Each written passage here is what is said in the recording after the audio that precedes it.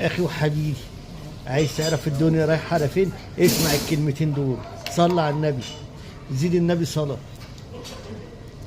بيقول لك في وقت العجايب، انا قريتها وحبيت اقولها لكم، يعني في وقت العجايب حارس مدرسه بيحمي بنات الناس ولاد الناس صغيرين، ها خليكم معايا، بياخد له 2500 جنيه مرتب.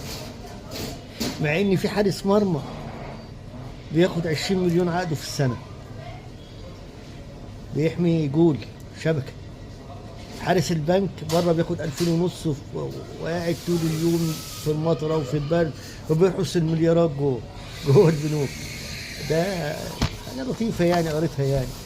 حافظ القران ملوش راتب او بياخد 500 جنيه، لو حد يعني كده لسه حافظ قران على قده يعني.